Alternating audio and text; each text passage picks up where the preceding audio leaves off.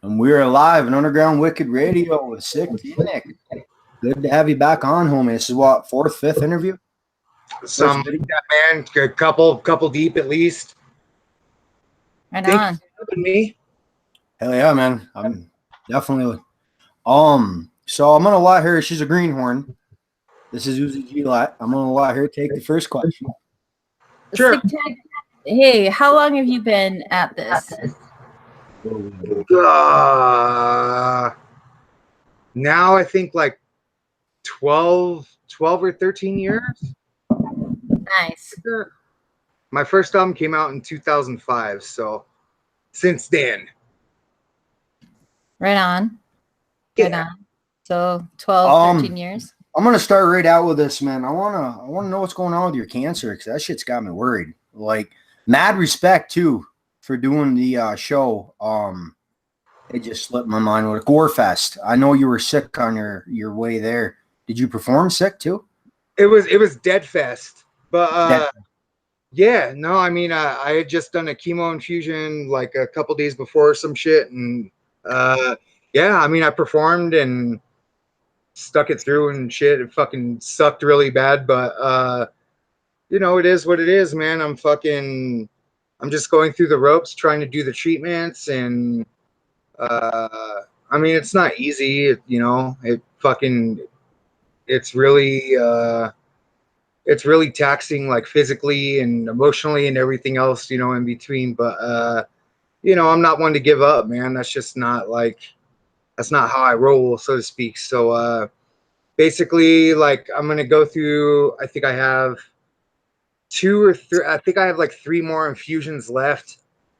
And then basically from there, I'm gonna find out whether like the chemo worked, or pretty much if this battery didn't work, then they're gonna want to move me to stage 4, which is terminal. So obviously I hope that's not the case. But you know, I'm not a fortune teller and shit. So you know, I don't really know what's gonna happen, man. But I mean, either way, fucking, you know, I'm gonna keep on keeping on until I can't no more. You know what I mean? So, you know, it's a rough situation. I can't even front like it's not, but all things considered, I mean, you know what I'm saying? I'm trying my best to make the most out of it while I have the chance, you know what I'm saying? Hell yeah, man. I know that's just got to be, you know, like, is it messing your voice up when you're trying to do music? It's not so much it fucks with my voice, but it causes a huge amount of fatigue. You know what I'm saying? Fucking, I'm like, you know, literally so tired, and I don't even do anything. You know what I mean? It completely drains you. So, like, finding the energy to record and to, you know, to do what I do is pretty hard, man. Because it's, you know, I still like have to watch out for my health and like fucking try and live life and shit. But I mean, it's hard. There's no easy way to put it, man. It's some hard shit, but I'm just glad to see you still green, man. I got mad respect for that. Most artists would probably take a hiatus for a little while. I know you got the label to run. You got other artists under you. Speaking of, how did you make SKR?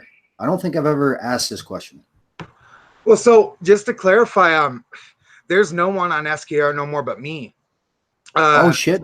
Wow. Yeah, everyone else is gone. So SKR consists of me, myself, and I, which is actually working out to be better. As a like for once in my career, I can work on me. You know what I'm saying? Like, all these years, man, I've spent, you know, you know, be completely honest, like, I've spent most of my career elevating other artists and bringing up other artists and producing other artists and, you know, this and that. And during all these years that I was doing all that, I you know, intentionally put my own records and fucking the whole thing like on a back burner essentially, so I could make sure everyone else was taken care of before me. So now it's a different dynamic because all the work I was in, you know, I've been putting into everyone else, I can finally kind of shift and put into me now.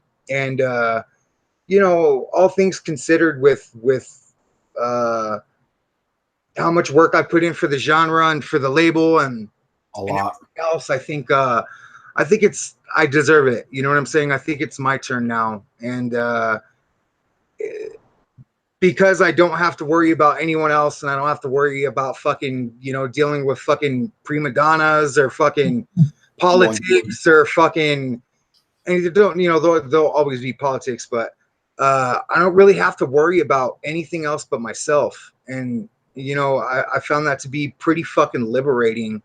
And the material I'm churning out because of that is, you know, I feel it's like my best material to date. And, you know, it's just nice to be able to, you know, do something for myself for once instead of worrying about everyone else, you know. So which is, you know, something I definitely wanted to cover tonight in the interview, because I know a lot of people are curious as to, you know, what is SKR now, because, you know, everyone else is gone. And with saying that too, man, I do want to give a fucking shout out to Texas Microphone Massacre. Yeah. Those dudes are always solid. I have nothing bad to say about any of them cats at all. What about Hex? I thought I seen Hex Rated. Hex is on LSB, dog. Yeah, I see you guys talking a lot. Yeah, no, I mean, Hex is like my bro. You know what I'm saying? Fucking, he's part of the reason I came to Colorado from New Mexico. You know what I'm saying? And me and him have worked together closely for years. I produced, you know, pretty much his last his last two for sure, before this new one that's coming out tomorrow, Rotten. And I still have some production slots on that, but I did all the engineering and production for his last couple records and whatnot. So he's an artist that I work with on a business level, and he's also, you know, like a homie and shit and whatnot. So but Hex is on LSP. He's always been on LSP. Yeah. But yeah, I mean, fucking, you know, the SKR has always been like a bunch of people. You know what I'm saying? We always had numerous artists, and throughout the years of this label, you know, I've had the pleasure as well as the terror of working with some of the most, you know, legendary fucking artists to ever grace the genre. You know what I'm saying? And it's been a hell of a ride, man. You know what I'm saying? Fucking ups, downs, lefts and rights, and everything in between. What is Tapeworm? What's up? What's Tapeworm right now? Is he still making music? I have no idea, and I don't care. Okay, gotcha. That's just me, bro. Like I'm gonna keep it like honest and 100. You know what I mean? Like that's always been kind of the problem with SKR, bro. Is because the politics, because we were so poppin' and this and that. You know, like I had to lie a lot, and a lot of us had to lie a lot to keep the politics in check, to make sure not piss off this person or that person, and this and that. And I'm like, you know, those days are over for me. You know what I'm saying? Like, how I feel is how I feel about someone, and I'm not gonna lie anymore to people, about people, or for people, or anything. Like, you know, ever since I got fucking clean off drugs and fucking I got my shit together, and after everyone you know, jumped ship, there was the mutiny on the label, which caused everyone to leave. You know, it's opened my eyes to a lot of things, man. And really, like, not just in the music business, but in my personal life too. Like, I'm done. I'm 34 years old. You know what I'm saying? Like, if I can't be honest with people, and if they can't take that honesty, then I mean, what the fuck am I doing? You know what I'm saying? Like, at the end of the day, if the squeeze has to be worth the juice, you know. And whenever it comes to old people from this label, you know, I really did at first, when everything happened, I really did try and keep the peace, and you know, I remained pretty much silent about everything, even though my fucking name was getting drugged through the mud by people. I stayed silent because I really wholeheartedly was just trying to like make things from being worse and this and that. And at the end of the day, man, that was just, you know, I was being on some dishonest shit. You know what I'm saying? Because, you know, what the fuck do I have to fear from anyone, man? At the end of the day, you know what I'm saying? Like, I'm With you sitting back and not saying anything, you got to see who actually supported you too. well, yeah, and that was a huge thing too, man. Like, you know, whenever fucking Raz jumped ship, you know what I'm saying? I got to see who was motivated by what. And I still see that, you know, even now, like, I get to sit back and watch people play the politics, but from the other end of it now. So I can really see who really wants to fuck with me, and who was trying to fuck with me for the wrong reasons, who is like, you know, lying to me, fucking doing the whole two-faced thing, shake your hand to your face, and then whenever you're not around, you know, talk a gang of shit. And just that part of my life's done, man. You know what I'm saying? Like, I'm really just done fucking being dishonest with people, and I'm done like worrying about people, because at the end of the day, bro, like, I'm gonna make my own decisions. I make my own career. No one else fucking is gonna, you know, do it but me.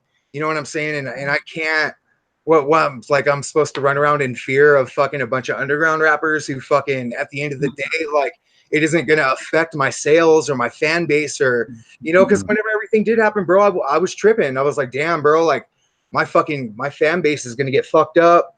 You know what I'm saying? What about all these kids that got SKR tattooed all over them? What about them? You know what I'm saying? Like, whenever, if I say I'm down with something for life, like, I mean that shit. Like, you know, when I say SKR for life, like, I mean it.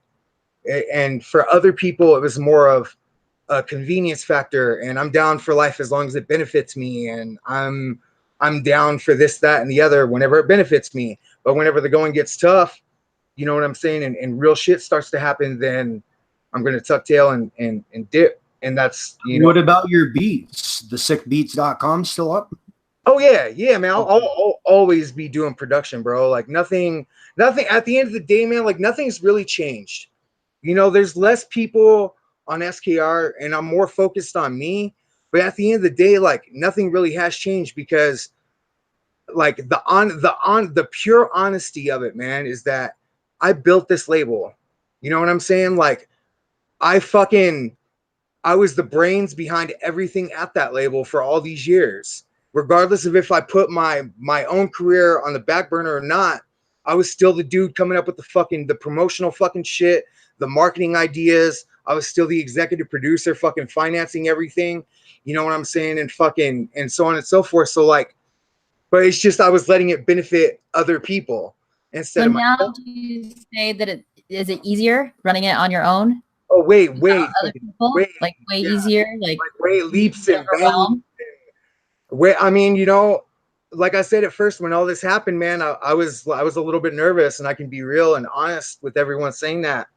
You know, I didn't know how the fan base was going to take everyone splitting, and SKR just being sicktanick. You know, when you've worked as long as I've worked for, you know, doing SKR, man, you know, it's a business, and it's fucking, you build up a lot. And, you know, I was nervous, but seeing now the amount of support that I still have, I honestly and genuinely can say, like, I think this is for the best in general. You know what I'm saying? Like, other people can go and do whatever the fuck they feel they need to do now, and go use up other people as much as they want to now, and that's cool. But for me, like, I can finally fucking do something for myself, and I can finally, like, get the shine that I deserve. You know what I mean? And I don't have to worry about nothing no more. If something fucks up, it's my bad, and I can deal with fucking my own shit.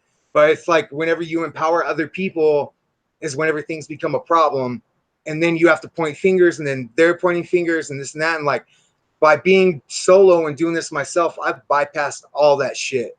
Now I can concentrate on what the most important thing with this whole thing is, man, and that's the music. You know what I'm Right. saying? I think a lot of fans in this genre, they forget, like, at the end of the day, this is supposed to be about music, not fucking who has the most fucking Facebook likes, or you know, who's doing what with who's collabing with who, or what label you represent or whatever. You know, like, at the end of the day, it's supposed to be about dope music. You know what I mean? And I feel like now I can finally make some fucking, you know, some music that comes from a special place from in here that I wasn't able to express before. Now, have you put any out? Are you in the process of working on a project for it? Yeah, so I'm working on my new album right now. It's called Underground Pariah.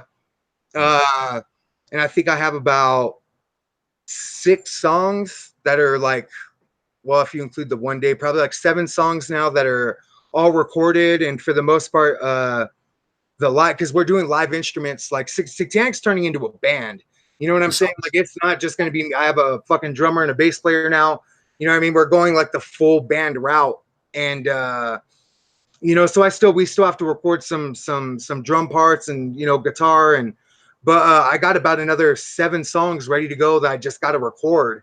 So I'm about halfway done with the project, and if I can stay well enough to record and whatnot, you know, like, I definitely want to try and get it out before the end of the year. My motto has always been quality, not, you know, quantity. So if the record gets done in time before the end of the year, then I'll put it out before the end of the year. And if it don't, then it don't. You know what I'm saying? Like, I'd rather put out a solid record than just kind of rush through some shit and whatnot. But yeah, it's called Underground Pariah. It's going to be released through Serial Killing Records, obviously SKR. And also, we're still like chopping up some details and this and that, but it's going to be probably co-distributed and released by Dead Media as well. So, I mean, you know, that's fucking, I'm still working on the business on all that and whatnot. And the Homeboy Grudge is collabs that we can look forward to in this new CD. What's up? Any collabs that we could? Are you having trouble hearing us? No, I'm just hard of hearing in general sometimes. Too much. Are you collabing with anybody on this besides your band members? Probably not. I think I have this chick. She's like a soul singer that I got to do a hook for me. Her name is Martisha Backstrin. She don't have, you know, nothing to do with you know, this genre or nothing like that. She's just she, like I said, she's a soul singer. And then yeah, I mean, I don't, if you go back and look through my discography, man, like, I don't really do like many collabs with people like on my albums and stuff. Like, that's just always kind of been a thing with me, because the content, I like to stay true to my product, and you know, I can't have someone where, you know, I'm about authenticity, so I can't have someone who's going to be on an occult rap album who isn't an initiate or isn't legitimately like into the themes and stuff that I talk about. So, you know, I like to keep that bit of authenticity. So I don't really collab much, but I think I have like 1 or 2 people I have in mind that I might get on the record and shit, but I've never been like a huge collab dude anyway. So, you know, it may happen, it may not, but probably not. So what does your fans think of you worshiping the devil, I guess you could say? Well, any real fan of mine knows I don't worship the devil. You know, I'm a Thelemite. I preach that shit through and through. And yeah, I mean, you know, if you actually listen to my music and you listen to, you know, especially my later stuff, Duplexity and Oculus Omnia and shit, even like Chapter 3 and whatnot, like, you know, there's obviously one of my favorites still. Thank you.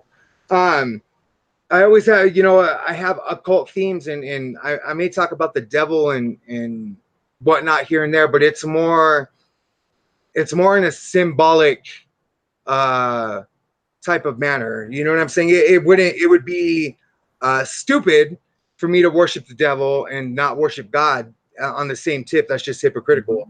You know what I'm saying? So I think we only have a comprehension of what good and evil and God and the devil is. You know what I'm saying? Like I think that's a long conversation for a different time. But that's why we wanted to bring it up, because I see a lot of posts where people who worships the devil. I'm thinking, no, no.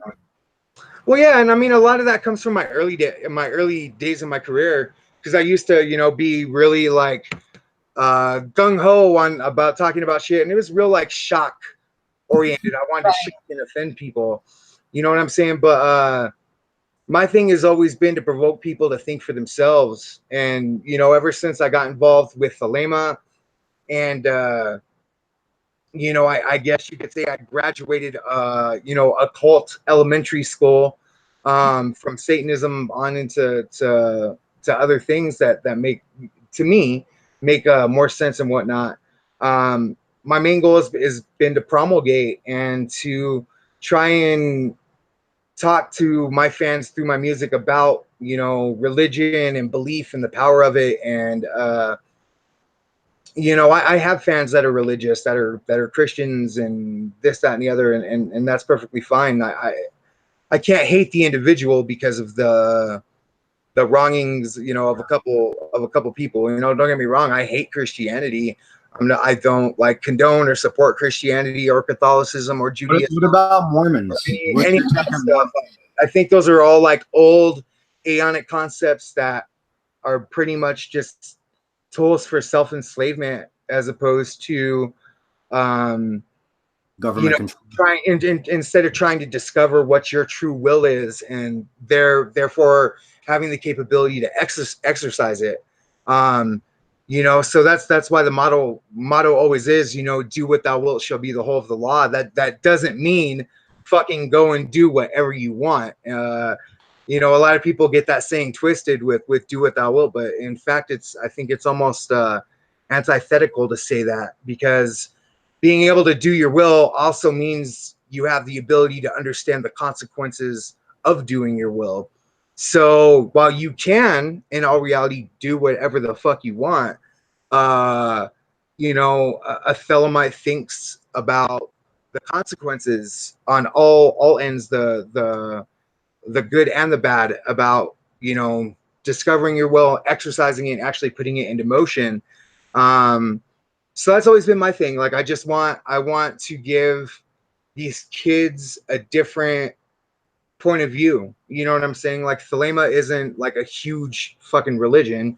I mean, we're definitely we're up there, but we're not like, you know, on the level of fucking Christianity or something like that. It's you know, it's a smaller thing, but it's worked wonders, and I've worked wonders for myself because of it. And so in Thelema, you'll find these kind of things about God and the devil, and personally, and some people would argue with me about it, but the best way I can explain Thelema to anyone is it's more Christian than Christianity, but it's also more satanic than Satanism. So you have this like duplexitous play of equilibrium on both ends. Then it's like, well, I mean, in order, like, you know, Aleister Crowley wrote in Liber Sadi, he wrote, you know, my adepts stand upright with their feet planted firmly in the hells and their head in the heavens. And that's a very profound statement, because you can't have light without darkness. It goes both ways. Like, and whenever I say Christianity, I don't mean in the terms of like Jesus or the Bible or something like that. I mean in the terms of what people would interpret the main symbolism of Christianity or morals of Christianity to be. Because that's always the argument with a Christian is, well, you can't have moral fiber unless you worship Jesus. And I say to the contrary, you know, actually, yes, you can. And you can also have good moral fiber, identifying this devil or Satan character as well. So what is your take on a rap artist that's saying they worship the devil? They're doing, like, for example, Mars. He was doing Dark Lotus, and I got him on last month, no, 2 months ago for an interview. Man, he blew my mind. He's now a Christian rapper. I never would have expected that. Yeah, I mean, you know, I've always been once again, here's my realness coming out. I've always been pretty outspoken about the hypocrisy of doing horrorcore and then being religious. It just doesn't, it, like, once again, that doesn't bring that level of authenticity. And look, I get it, you know, like horrorcore is supposed to be entertainment anyway, but how are you going to be okay with talking about murder and rape and all these things that come with horrorcore, but then be like, oh, you know, like, I believe in Jesus and we should all love each other, and all our sins were forgiven when Christ was crucified, and blah blah. It like I said, it's just, it would be just as dumb as me saying I'm a fucking devil worshiper. Like, you know what I'm saying? I guess in some ways, esoterically or symbolically speaking, you could say I'm a devil worshiper. Sure. You could also say that I fucking that I identify with Jesus in this on the same token. You know what I'm saying? Some people argue that Jesus and Satan are actually the same person in some kind of out there ideologies. You know what I'm saying? But for me, that's why I don't go by that. That's why I don't call myself a horrorcore rapper, because at the end of the day, when you really listen to my material, I don't do a lot of hack and slash and murder and serial killing, and I talk more about religion and fucking theosophy and spirituality and fucking shit like that, you know, and it comes from a very genuine place, because I am, you know, though that's why I really enjoy listening. Well read, like I know the Bible, I know the Satanic Bible, I know the Book of the Law. Like I'm not an academic, but I know my shit whenever it comes to religion and stuff like that. And don't get me wrong, I'm always constantly learning new things, which is beautiful. You know what I'm saying? But I come from a very genuine place. So I've always been outspoken about people being on that, not so much the horrorcore, but more on like that devil shit when they're talking Hail Satan 666 this and that, but then they're a Christian. Like that just don't, for me, that don't sit right. But and the thing is these artists that are worshiping the devil, they say in their music, then switch to Christian music. I've noticed like Mars, Killa C, they've lost their fan base. Like they went from having thousands of views to 500-600. Well, I mean, you know, I can't, like, I have no room to judge because I don't know fucking Mars or Killa C, either one personally. So I don't really, you know, I'm not one to pass judgment on someone. You know what I'm saying? Like they obviously felt that they need to do whatever it is they need to do with their careers, and I mean, if that's the route they want to go, then I commend them for being honest and not faking the funk and being like, oh, I'm so scary and satanic, but I'm going to church on Sunday. You know what I'm saying? Like that's always been the thing that turns me off about the genre. And also, you'll notice there's, even in horrorcore, man, people don't like the devil. It's funny. You know what I'm saying? I notice this shit all the time. Like motherfuckers will do a track about fucking raping a woman and sacrificing her to the fucking sacrifice, you know, like sacrificing her, raping her, and fucking hack and slash. I'm in a Jason mask, you know, fucking blah blah. But the minute you bring up that S word, that Satan, that D word, that devil, people stand back, and it's like, it's almost like it scares them or something. You know what I'm saying? Like you're all about that life, but you're not really about that life. You know, like it, motherfuckers claiming they on that devil shit, man. If I were to take them into a temple and do some fucking Goetia with them, they'd shit themselves. They'd fucking piss everywhere. Like motherfuckers want to talk whenever it comes to this devil shit, but when it comes down to doing the work, doing real ritual and fucking, you know, so on and so forth, they ain't about that life. It scares them. You know, we got a shout out on YouTube from Infectious. He says, shout out to Sicktanick from Wicked Tennessee Records. Hello. Shout out, guy. Hi. Thank you for. If anyone's got any questions for Sicktanick, go ahead and type them in the chat and I'll ask them. Yeah, by all means, man. Ask away. That's what I'm here for. Just to clarify, like I ain't hating on no one. You know what I'm saying? Like if that's how you do things, the more power to you, man. It's just from my personal perspective, authenticity is an important thing as an artist. You know what I'm saying? And I'm really I've always been all about being as authentic as possible. And you know, I've dedicated a huge chunk of my life to the occult, man. Like this isn't a gimmick for me. You know what I'm saying? Like I've been reading shit and exploring religion and these ideals since I was like 10, 11, 12 years old. And here I am 34 now. You know what I'm saying? Like I've done initiations. I've done this, that, and the other. Like I'm a practicing fucking magician. You know what I'm saying? So I take it very, like, I take it serious. You know what I'm saying? So when someone tries to downplay that a little bit and just use it for shock value, it's just like, yo, man, you know what I'm saying? Like, why not just be real with yourself and real with your fan base and just rap about, you know what I'm saying, whatever it is you want to rap about, but be authentic with it. And I've been guilty of the same shit in the past too, man. You know what I'm saying? Like I've done songs about killing Christians and this and that, you know what I mean? And I don't kill people, and if I did, I wouldn't admit it. You know what I'm saying? So what do you think about Psycho Myco and how he followed through with killing people? Like, how do you feel about that? With who? Psycho Myco. Is that his name? I have no idea who the fuck. No, she's talking about the documentation that you were on, or an artist killing someone, and they had you guys linked with it. Oh, I don't even want to say the kid's name. Oh, okay. Yeah, that kid's a fucking bitch. You know what I'm saying? Like straight up through and through, he's a bitch. There's no authentic. He wasn't even a rapper, bro. You know what I mean? Like he worked for SKR, and then after he did what he did, like a fucking coward, and he got thrown in fucking prison, then all of a sudden he became a rapper. Like this recorded material that he was recording came to light, and blah blah. Like there's no there. You know what I'm saying? He wasn't even an artist. Huh? He wasn't even an artist. No.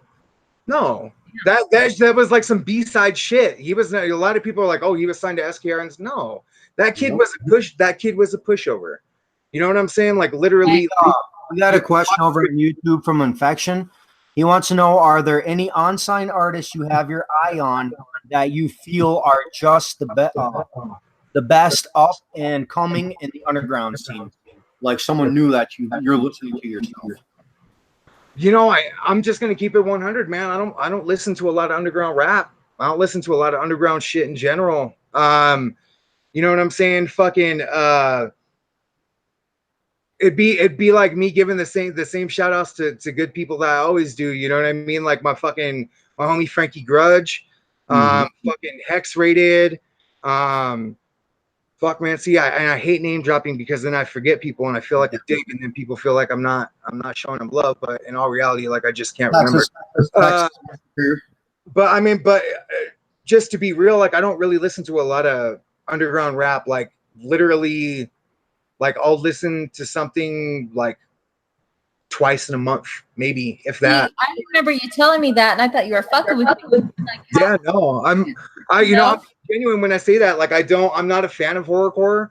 I don't listen to it. You know what I'm saying? Like for me, the golden days of horrorcore are gone. They've been gone. Back in the day when you had fucking Simpkin Heights and fucking old school Esham and fucking Hell's Kitchen and like Mental Ward and fucking like all the old school, you know, Q Strange and Bedlam, and those were like the golden years of wicked shit or horrorcore, whatever the fuck you want to call it. You know, and since then, like it's become redundant. Do you feel like it's dying off? Really cookie cutter? No, I don't. It's definitely cookie cutter for sure. Everyone is doing the same shit that everyone else is doing, and that's the way it's been for the last fucking probably close to a decade. You know what I'm saying? Like it's all the same shit. Always, like there's never nothing that I hear that's innovative, or some of these cats got bars. You know what I'm saying? I'll give them that. Some of them got bars, but it's not content that I can relate to anymore. I'm not like the angry teenager yearning for violence that I used to be. Like, you know, we're at that stage, right? It just doesn't do it for me. You know what I'm saying? Like I listen to a lot of metal, and a lot of like electronic music and a lot of commercial stuff, man. Like fucking, I really like 21 Pilots. I've been digging on them. I really like The Weeknd. I'm a huge, like my favorite band of all time is Nine Inch Nails. You know what I'm saying? Marilyn Manson, and fucking then you go down to like Deicide and Morbid Angel. Marilyn Manson, homie. Nice, You know I'm friends with Andy Gerald. I've interviewed him 3 times and had him as a co-host. Hell yeah, that's what's up. Marilyn Manson's bass player. He's got his own band. There is no us. Word, I'll have to check it out. I've Good. always been. I have a fucking Marilyn Manson tattoo and shit. You know what I'm saying? Like, Oh, you gotta check him out, man. He's killing it. huge Marilyn Manson fan. You know, but you know, as far as rap, you know, people be tripping when they see the type of rap I listen to. You know what I'm saying? Like, I listen to shit that the underground hates. I listen to a lot of mainstream music.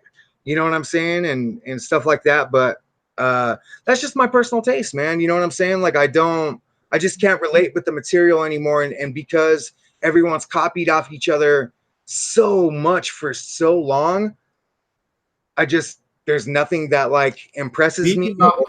This just reminded me, this is my 7,383 interviews. Jesus, fuck, man. That's a lot of interviews. And I'm still finding new rappers. So like you're saying, man, the underground is oversaturated with rappers. Everyone and their mother is a rapper. Eshop said it way back in the day, man. Nowadays, everybody wants to be a wicked rapper. It's the truth. You know what I'm saying? You get these cats who came up and I quoted that fucking that bar wrong, so my bad. But nowadays, everybody is a wicked rapper. It's the truth though. Everyone wants to be a horrorcore rapper. Everyone wants to be an underground rapper. Like, everyone wants to just copy each other and go download beats off YouTube and go get a $50 blue mic from Guitar Center and record, and all their friends and their family hype it up like it's the next best shit. I'm totally being on your microphone, dog. I can't fucks with the blues. That's just me. But as far as I know, you're not a rapper. You're doing radio shit. So I can't completely hate on you. You know what I'm saying? Yeah. Like, but it's the truth though, you know, and as much as people don't like to hear it, it's the truth. Everyone's copying everyone. No one's doing nothing original. Like, it's all the same shit over and over. And I can't relate to that. You know what I mean? That's just not me. So as far as me ever signing anyone again, no, there will never be another artist ever again on SKR. SKR is going to remain a completely solo deal. From now on, it's Sicktanick. And I mean, later on down the road, I might do some distribution deals or some co-releases or something like that. But I have absolutely positively not even an inkling of any desire to sign anyone, any desire to screen a demo, nothing. Like, it's my turn now, and I'm going to concentrate and stay focused on myself. That's what's up. What were you going to say? So I have a question. Who your all-time most favorite inspiration? Say that like, who's my... Who was like your biggest inspiration? Which artist really inspired you and really like lifted you up to doing your own shit? Man, dude, that's a hard question to answer because, like, for me, music has always been in here. You know what I mean? Like, even whenever I was just a little ass ratty ass kid, like banging on pots and pans, you know, or playing this fucking, my grandma used to have this little mini organ thing called a fun machine, you know, like playing on that shit. Like, music, I literally believe like I was born to do music. That don't mean be successful or anything else. Like, I believe that that's my calling. That's my will in life, is to do music, you know? So I guess probably if I had to pick one person that I would say would be like my biggest inspiration on multiple tips, it would probably be Trent Reznor of Nine Inch Nails. Absolutely. Yes. Shout out to your grandmother, homie. I remember the first interview I did with you. We were going to all your concerts and sitting up in the front row, and mad respect. Thank you. Much love. Fuck, man. I don't know. I think that would be my answer, would be Trent Reznor, because dude did it on his own. You know what I'm saying? 100%, and just hired musicians, and, you know, like, his engineering and production is just, it's like out of this world. He really knows his production, like, you know, and the music. You know, Nine Inch Nails has gotten me through some incredible times in my life and some horrible times in my life. You know what I'm saying? So yeah, I mean, if I had to chalk it up to one person, it would probably be Trent Reznor for being such a huge influence on me, for sure. So I have a question for you. What do you think of artists that layer their music like 3 or 4 times their voice? Being a producer, is that something that you would do? It depends. I think layering is good in certain circumstances and not so good in other circumstances. For instance, if you want to really fit, like say you're working with a singer and you want to really thick sound, then that's where layers come in. You know what I'm saying? Like working with like a soul singer, R&B singer, something like that. Layering is always a really good thing because you can do your harmonies and your octaves, and get more into the theory of it a little bit more whenever you do more layers. Now, whenever it comes to hip hop, rap, it really depends on the track. You know, like sometimes I found myself doing a single layer and that's it. Other times I found myself doing a layer. Oh, I'm sorry, one main, a dub, a set of highlights, and that's it. There's been other songs where I've done 4 mains and that's it. Like literally as a producer, there's no like real formula. Like a real producer like looks at it as like a track by track thing or a project by project thing. So whenever I have someone come into the studio to do something, I don't have it in my head like, okay, we're gonna lay 2 mains, 2 dubs, blah blah. Like I want them to spit the song for me, and then you know use my imagination to hear how we're gonna get the best possible sound for that particular song. You know what I'm saying? I think a lot of people, especially in the underground, they kind of want this magical like this magical formula to. I'm going to do 2 mains, 2 dubs. I have that problem too. And that's it. Like it doesn't work like that. Like if you're legitimately trying to produce something, you got to go like step by step, you know, with that particular project and really like feel it out and see what's going to be best for the mix. And then you're already thinking about the master and, you know, like this and that. There's a lot more to engineering than what people know. It's not you just slap on an EQ and compressor and call it a day. That's not real engineering. You know what I'm saying? Right. Like people are formulating, they're like, you got to get your bars like this, like that. And I just get on the mic and create the song. Then I go back and fix it. I mean, do you recognize that? Like, because the song is the song itself. It's like drawing on a piece of paper and knowing what you don't know what you're going to draw. You know what I mean? You just got to kind of. And that's the glory about being an artist. Like it really, everyone has their own way of doing things. You know what I'm saying? Like me, I produce all my own shit. So I make the beat first, typically. Other times, like I'll write bars and then I'll build the beat around that. Like, you know, and sometimes I'll hit the studio with like, okay, I'm going to layer it this way. I'm going to hit this fucking ad lib. Like I already have it all plotted out in my head. And then there's other times where I go in where I'm like, yo, I got these bars I'm going to drop. I already got the beat, but I'm not going to worry about fucking anything else other than trying to get like the emotion in the track as opposed to having a more refined sound. I want to have a raw sound. So I'm going to just spit it from the heart. You know what I'm saying? Like, you know, track by track, and everyone has their own methodology with it. You know what I'm saying? Like everyone has their own way of kind of doing it. So that's now, what do you think of artists that just rap to a beat and they're not actually making the bars, like trying to be on point on the bar with a rhyme scheme? Because I see a lot of that now. Like, what do you mean though? Like freestyling? Is that what you're talking about? Like, what do you mean? Yeah, freestyling it, but they're not trying to be into the bars or going over the bars. To me, I don't put that kind of music on my radio. I prefer to have the rhyme scheme on the bar on every you know what I mean? I don't know. What do you think of that? Well, I mean, you know, I don't. First of all, there's very few people out there that actually legit freestyle. You know what I'm saying? Like, I don't freestyle and I'll never fucking front like I do. You know what I'm saying? Like, don't get me wrong. Like, I can drop bars, you know what I mean, here and there. Like, if I'm feeling frisky, but I've never considered myself. I've always considered myself more of a lyricist and a songwriter. You know what I mean? So whenever it comes to that style, I'll just go watch like King of the Dot or something. You know what I'm saying? Like a fucking Disaster or fucking DNA or any of those cats. Like if I want that real, like, you know, I guess you could say like authentic, like off the top of your dome, like just spitting bars, like going in, that then I would listen to something like that. But I mean, personally, I'm a bigger fan of a well-written song.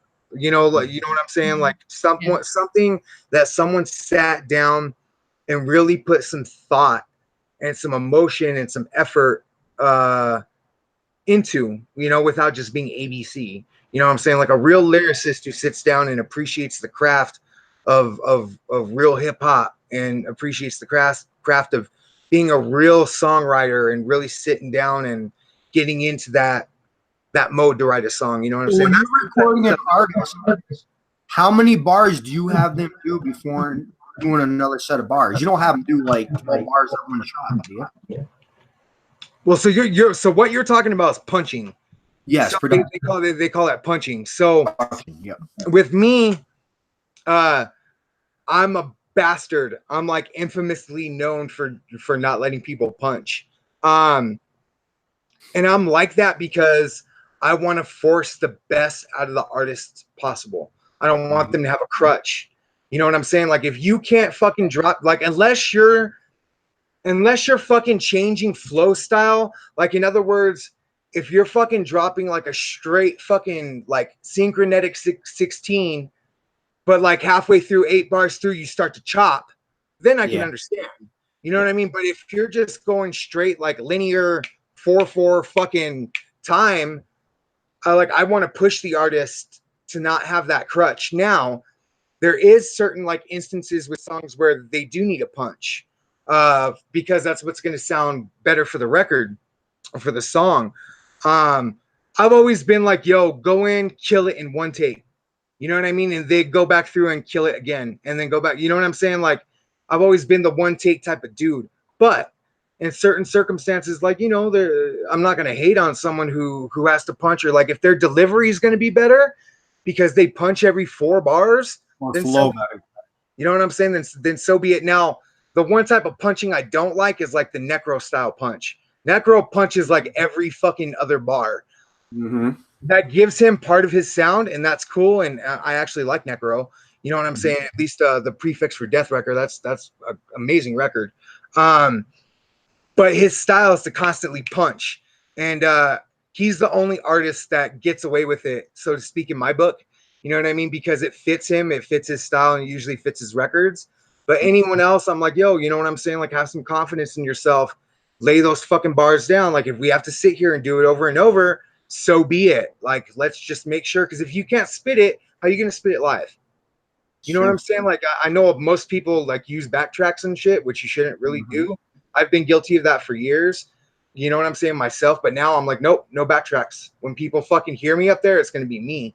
And it's worked. It's hard. You know what I'm saying? It's hard, but that's the point. Like, you want to be a real rapper, a real MC. That's the way you do it. You know that's what I mean? my problem with layering, because you hear them dope on a track and then you hear them live. It's not the same vocal. Well, yeah. Well, I mean, it should, like, that comes down to a good performance. You know what I'm saying? Like, straight up, that comes down to just being a good performer. Like, a real artist should always, you know, practice your shit. You should know, like, fucking, I should be able to walk down wherever here in Colorado Springs, and if someone sees me and they know I'm a rapper, they should be able to come up to me and be like, yo, give me a 16.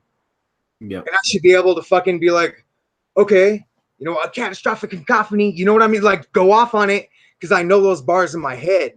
You know what I mean? Because I know my shit, because I rehearse and whatnot. Like, don't think that just because you're a rapper and you can use the backtracks that that's a pass for you. Because I'll be real with y'all, man. Like, and like I said, like, for years and years, I use backtracks too. And there's still certain songs I do use backtracks because I don't have the sessions no more. So I can't cut the vocals. I don't have a choice. And unfortunately, a couple of them are my more popular songs. But I could spit fucking acapella. You know what I mean? But like, the longer I've been in the game, the more I've noticed that like real MCs and like real people, like real artists, they clown on people like that. You know what I'm saying? Like, what, you're gonna go and like, you're basically doing karaoke. You know what I'm saying? And in certain instances, like a hook, it's okay to leave a hook in on a track. You know what I'm saying? During a live show, it's perfectly cool to leave a hook or a bridge. But your verses, you should be spitting those. Maybe leave a backup or two in case you lose place. But for the most part, your vocals should be dead. It should be you, and you should be a good performer. And so therefore, you should be able to spit your fucking bars. You know what I mean? Now, what about a new artist just starting out doing punches just to get a better quality song out? Do you recommend that? It literally depends on the artist and the track, man. Like, you know for me, I always do the first take. I can't do the punches. Yeah, like I said, man, there's no formula for it. Like, you have to take it track by track, song by song, and determine like what needs to happen, man. Like, in, you know, being specific, like, you gotta find a real producer. You know what I'm saying? Not like a homie who's gonna press the record button, not someone who's gonna fucking stroke your ego because they want your money. Like, people need to find real producers, real engineers, like, people who have like credentials and fucking production credits and have time on fucking gear. You know what I'm saying? Like, because otherwise, how are you ever going to get better? You know what I mean? Like, you need to work with someone that's better than you, that can help you and make you better. That's the whole point of a producer. A producer is supposed to take someone who's good and make them great. Someone who's great and make them amazing. Someone who's amazing and make them God status. You know what I'm saying? Like, that's the true job of a producer, is to elevate the artist into something better, because they don't have the technical know-how themselves. You know what I'm saying? Like, that would be my best advice. Like, spend some money. If people want to be rappers, then they got to be willing to invest in themselves. If you're not willing to drop fucking a couple $100 on a studio session, what are you doing with your life? Why even bother? What do you think about people that are like promoting other people that charge to promote? Do you think that it's better to just promote yourself? If you're good enough, do you really need promotion if you're starting out?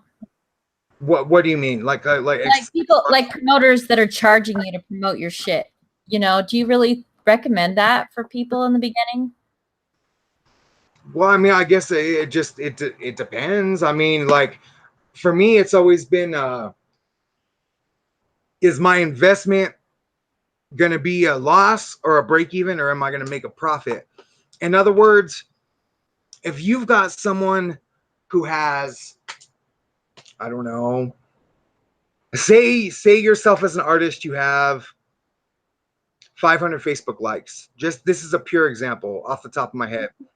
But you have this promoter who has 1,000 likes, and he's trying to charge you $300 to do a Facebook blast on you. That's stupid.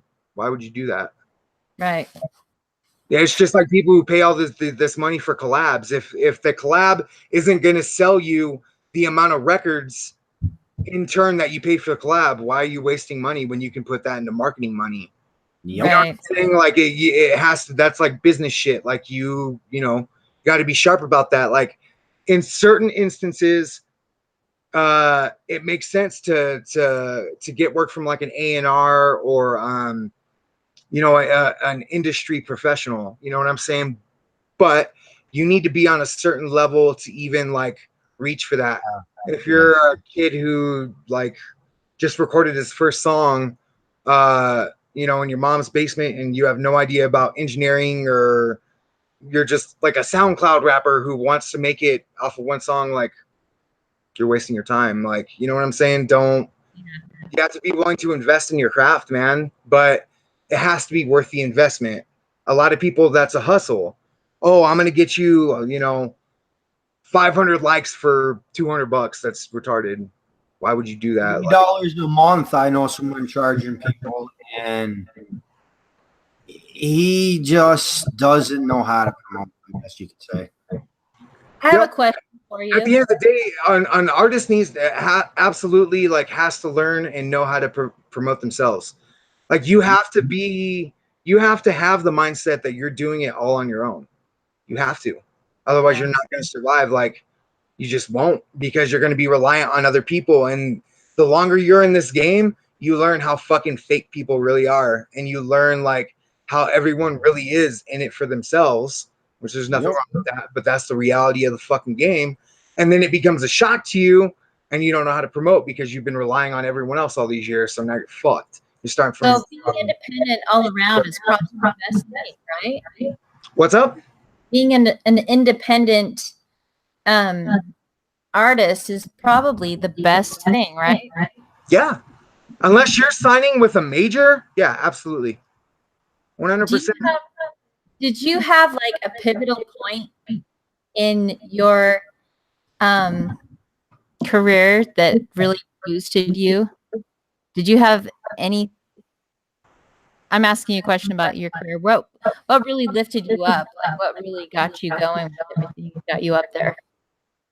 At what point did you have endless work, man? Endless fucking work. Like whenever I first started out and I dropped my first record, like I was doing it old school style. You know what I'm saying? Slanging CDs out the trunk, so to speak. You know, going to every record store here and getting my shit on consignment, then going to Kinko's and printing out flyers and going flyering and promoting. You know what I'm saying? Like the reason that I'm established in the way I am is because I've worked for it. You know what I mean? Like I soaked in the fucking hours. Like I gave up the girlfriends. I gave up the fucking homies. I gave up fucking family. Like I had it dead set that music was what I was going to do. So I made the necessary sacrifices to do it. And that, you know, that's the thing, man. You have, if you're really legit trying to be like a real artist and you're really trying to eat off this shit, not just snack, but eat and make a living off of it, sacrifice everything. Nothing is more important than music. Nothing. Nothing. Your mama's dying? Oh, well, I have a studio session. My bad. Sucks.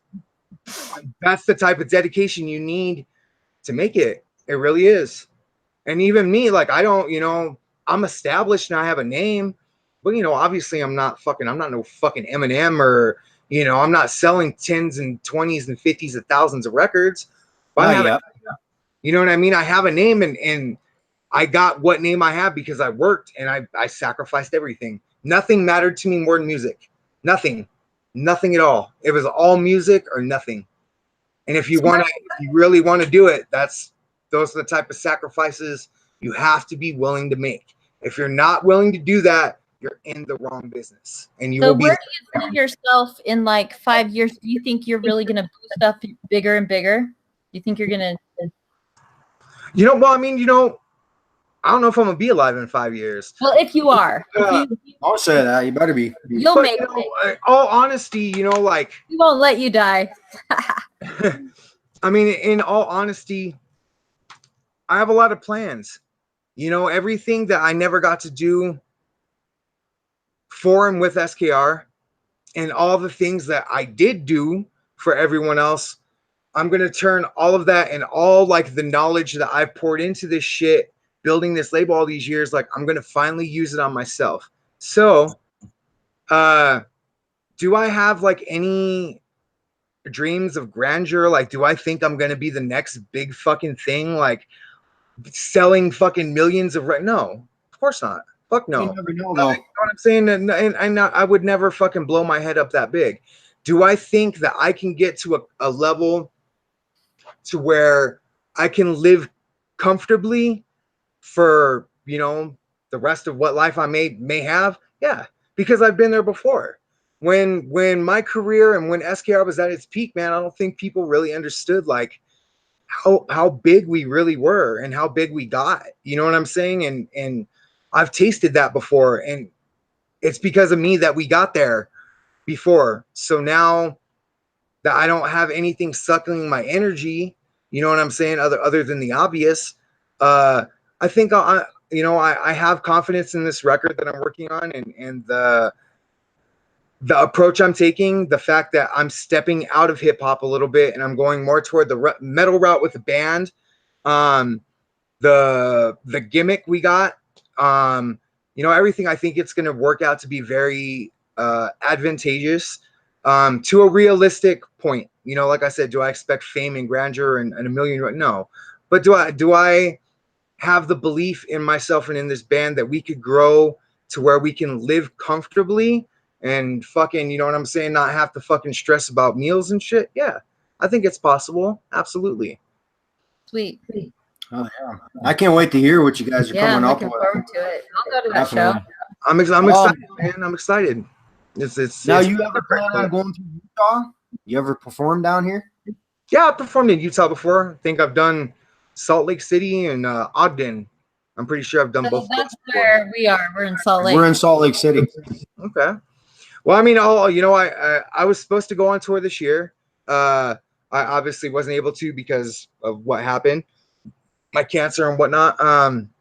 Plus the whole mutiny, backstabbing thing with the label. So, my health permitting and saith that I'm here next year and I'm alive and I'm doing good, then I definitely plan on hitting the road like as a band, and I have some plans and stuff, on possibly going on tour with some other bands, and I don't want to let the cat out the bag, but I have a lot of plans, man. I have a lot of marketing ideas. Like, I got Nice. this. Now, when you do, let me know so I can promote you here in Salt Lake City, because I'm going to get a fan base around this area now that I'm down here on the radio. And all I ask is just let me in to see your show. Yeah, of course, man. Anytime, man. Of course. I always remember, like, this is my thing, man. Like, I always remember people who've taken good care of me.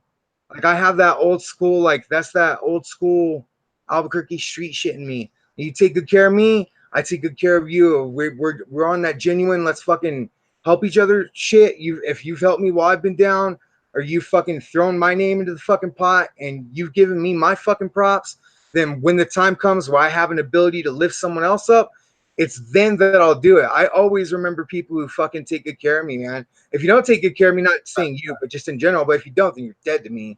That's You know how what I we mean? Like, that's how I do, man. Like, so yeah, of course. If I ever go through Utah, I'll get you in the show and shit, man. Like, no questions asked, no problem. Do you want to do a new radio drop? And I'll cut it out later, and then we're going to ask some final questions. Sure. What do you want me to say?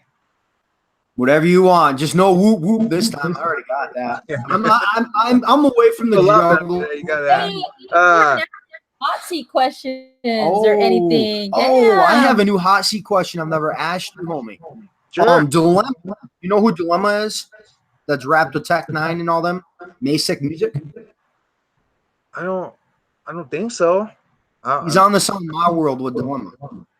Brother Lynch Hung's new artist. Oh yeah, no, I don't know. I think I've heard of Dude, but I've never heard Dude before. No. He made this question famous. It just popped into my head, and I did some research and stuff on it. But I'm gonna ask it to you.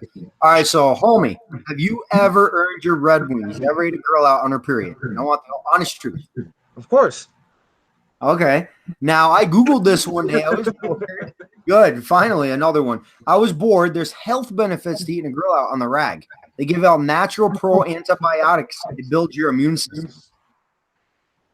There's a lot of fascinating things that I won't expound upon, but there's a lot of fascinating things whenever it comes to sexual fluids, and I think I'll leave it at that. But yeah, I mean, absolutely, that's like, I think I did that when I was like 19.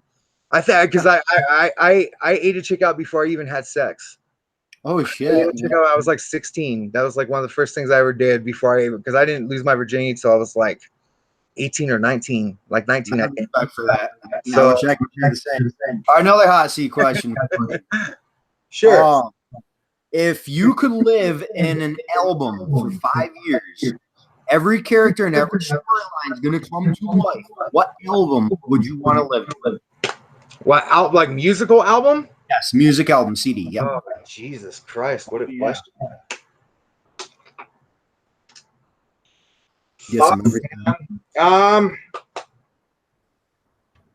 Shit. You got me on that one, man. That's one of the coolest questions I think I've ever been asked. Kudos. Oh yeah. Makes you think. Yeah. I mean, it sounds kind of fucked up because I think I've already pretty much like lived it. But once again, going back to 9 Inch Nails, like the Downward Spiral. Hell yeah, good CD. That'd be a interesting, like, evolution of things, I guess you could say. Oh, I gotta embarrass somebody. By the way, you two are divorced now. She can't call you a pet fucker anymore because I'm now with her. I just want to pick on her about that. That was her. No, I know. I remember. I cut that in. She didn't really say that. I fucking edited the drop. It sounded like she said it. I can't be with no pet fucker, motherfucker. It was great. She's like, I'll slap sicktanick and what'd I say? I'll marry him, then I'll divorce him. Yep. That was great. So where's my money, bitch? Just kidding. All right, one more hot seat question. Yeah, sure, man. Ask whatever you want. That's what I'm here for. All right, so if you had a girlfriend, you and your girlfriend, no, actually, let's go back to the girl you had before. We won't say any names. Your last girlfriend, if you two were to make a porn video, what would you name your girlfriend's porn name as and why? I don't know. I have a lot of porn videos. I'm just, I haven't been a dick to release them. Just being real. Fuck. I don't know. I think the last video. That's probably too much. I think the last video I made was not too terribly long ago. But I wouldn't know what I call her. I don't know. I don't think in terms like that, I guess. You know what I'm saying? Like, I guess I'm like childish in the sense of like your porn name would be like, what's the old saying? Like the street that you grow up on and then something else or some What, shit. did she have any bad habits, man? Like something you could throw in there with the name? Nah. I mean, you know, I don't really like, I don't have much contempt for like many of my exes or anything like that. You know what I'm saying? Like, I have a couple, but that I like fucking despise and loathe with every bit of my being. But for the most part, you know, like I get along with some of my exes and others. We just, you know, we don't talk or, So, you know. do you have any names like Muffin or anything? I used to, and I stole this from a homie of mine, but I used to call myself Ratchet, what was it? Throngar Ratchet McThunderstud. There's my porn name. Now you need to do the radio drop because that's so going in there. So shout out Underground Wicked Radio, and you're listening to Djsnickerz and then drop some links. That's so Okay, so this is Sicktanick, aka Ratchet McThunderstud, telling you to listen to Underground Wicked Radio with Djsnickerz and fuck your mother. Oh yeah, perfect. Say some link. Well, I can cut the links out of the other ones. All right, homie, is there anything on this? Links for me, man, or go to my new official website, sicktanick.com. You can I have t-shirts. Like, I'm back in the game, man. I got merchandise now. Fucking, you know what I'm saying? Lots more to come. All like my blogs on there. You can keep up with like fucking news updates. All my music videos is on there. I have a mailing list. So sicktanick.com, definitely go peep that out. And then thesickbeats.com. Those are my two websites. Also, if you're in the Colorado area, I'll be performing tomorrow night at Hex Rated's Rotten Release Show with fucking Hex Rated, Triple MFD, Frankie Grudge, Yoshi, and a bunch of fucking other awesome artists. And yeah, man, if you've been solid with me, like, you know, man, like going through this whole cancer thing is opened my eyes in a lot of ways, both good and bad. But you know, I've always got I want to give a shout out to like everyone who's been like super fucking supportive, but hasn't been like coddling about it. You know what I'm saying? Like, you know, man, it's funny. Like whenever you got cancer, people treat you different. Mm-hmm. You know what I mean? Like, there's been motherfuckers who hated my guts, like to the fucking, they don't like me. They have beef with me. But all of a sudden, because I have cancer, you know, they're trying to make peace with me. You know what I mean? And on one tip, I get it. But on the other tip, I feel it's almost like double the disrespect. It's like, what, man? Like, I got to be dying for you to fucking show me some love, like to be a man and fucking handle your shit, you know? So I want to genuinely say thank you to everyone out there who's like stuck with me, been supportive, like sent, you know, kind words, prayers, whatever the fuck you want to call it. But at the same time, hasn't treated me any different. I'm still that dude, you know what I'm saying? And if anything can come out of this, man, like any bit of positivity at all, I just hope that I can inspire someone who's going through some shit in their life to be like, you know what?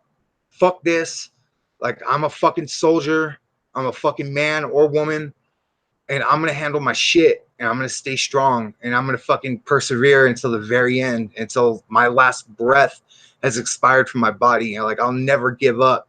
If I can inspire someone out there to have that type of outlook, to just survive, man, just survive, then fucking, you know, maybe this whole thing was worth it. You know what I mean? We'll see how it turns out. Right. But I'm going to keep fighting until I can't fight no more. You know what I mean? So like decades down the road, and you're going to be fine, man. I want to do a live interview with you, like face to face one of these days. Absolutely, man. You're strong. I'm down with that. Hey, man, there's, you know, for all as strong as I am, there's people out there going through a hell of a lot worse than I am right now. You know what I'm saying? There's kids out there on the street starving, not knowing how they're gonna fucking eat. You know what I'm saying? They're fucking people going through some fucked up shit. We live in a fucked up world, y'all. You know what I mean? Like, there's a lot of terrible things that happen out in that fucking cruel ass world. So what's going on with me sucks. I'm not gonna sit here and smile and say it doesn't, you know, because it does. It sucks and it's really hard. But there's always someone struggling harder. There's always someone going through something worse. You know what I'm saying? And you know, that's, well, what else can I say, man? You know, we all struggle, we all have problems, and we all can persevere if we do our fucking wills and we fight. You know what I mean? So yeah. I'm gonna be cutting some of that into the drop too. Definitely, all day, man. All day. Is there anything on the interview so far that we haven't covered before we want to talk about? I mean, I'm open game. Is there any like fan questions? Anyone in the chat? Or we actually have Paul Sweeney says, I remember when my SKR order used to smell like six. Yeah. Yep. And then we've got, how do you say that name? You know? Where? Is it Yvette? Yvette? Yvette says you've inspired her a lot. Thank you. And then Kevin Hunter wants to know, I'm not aware of what happened with the label. He doesn't know what happened with the label. If you want to touch with that, I mean, you can always go back and watch this for me. Yeah, no, for sure, man. Well, I mean, fucking, you know what I'm saying? I don't have nothing to hide. You know what I mean? Like the 2-minute version of this is certain people got greedy. Their heads got a little too big for their own bridges, and they decided they were entitled to a little bit more than what they were entitled to. And despite my maximum effort for fair negotiation and to keep things from getting ugly, those particular people, or should I say that particular person, wanted to be not professional and not an adult about it. And so there's basically a mutiny within the label. And everyone pretty much was under the impression that the label was no more because of that particular individual. And so everyone split. And so I was left holding the bag. And now I'm like, I'm cool with it. I'm happy with it. You know what I'm saying? Like, genuinely. And those people have moved on and they're doing their things and they've already found new people to use and abuse. And I'm glad I don't have to be a part of that formula anymore. You know, I would, like I said earlier, like Texas Microphone Massacre, I'll never have a bad word to say about those guys. They're solid, pure professionals, absolutely talented musicians, great people. They got pulled into something that unfortunately they weren't fully informed about. And so they made their choice, you know, to leave and whatnot, not knowing the full situation, which is fine. But I have absolutely nothing bad to say about them. And you know, at the end of the day, I can't really say anything bad about Reverend Fangori either, because he got the shit into the stick on this label, and I am man enough to admit that he wasn't treated well while he was here. Not only by me, but by the other who was supposed to be co-owner of the label. He wasn't treated fairly, and he got the shit into the stick. And if I was him, I would have jetted a lot longer before he did. As for anyone else, everyone else is dead to me. You know what I'm saying? Like, I put in 10 years of blood, sweat, and tears into building up people, establishing them, teaching them how to sing in key, teaching them how to double time, teaching them how to be professional, how to go about, name it. And I taught it. And even though some of them decided not to be professional, I got mad respect for you, homie, because one person that was dissing you really pissed me off, and I'm sure you saw it in an inbox, and I kept my mouth shut. Well, you never said a bad word about her, even though she was. Of course. That kind of just blew it. You know, and that's that's been the kicker about this whole thing. You know, I really genuinely wanted things to be better. I didn't, you know what I'm saying? Like, I had a lot of love for that person. You know what I'm saying? Not just as an artist or my ex-girlfriend or whatever, but you know, I considered that person to be like the closest person to me in life. You know, the one person that would never betray me no matter what. You know what I'm saying? And now you're looking at it. You know what I'm saying? But I know in my heart that I didn't do anything wrong. And anything wrong that I have done, I've fucking come forward. I've admitted to. I've manned the fuck up about. You know? But what I can't take is that person blatantly lying about me. You know, saying, oh, I'm fucking abusive, that I was abusive during the relationship, and I, you know, put hands, and nah, man. Nah, I believe it. That's fucking bullshit. And looking at other women, you did admit that. It's probably tough when like you get a hater that you're really close to, like a, you know. Oh yeah. Well, I mean, see, the thing is, haters, when it's somebody that's right next to you, that's like tough. The fucking, you know what I'm saying? It's like the Bring Me the Horizon song. You know, a true friend will stab you in the front. You know what I mean? I never in a million years ever expected that coming from her. I never would have guessed it. Like, no matter what, you know, and it's funny how things work out. But you know, I know at the end of the day, like, in my heart of hearts, that I genuinely tried to do the right thing. I genuinely like tried to keep it from being drama or bad talk or anything like that. You know what I'm saying? And so at the end of the day, like, I can walk away with a clean conscience. But all I've ever wanted from anyone was to give me my fucking props. You know what I'm saying? Like, you don't have to like me.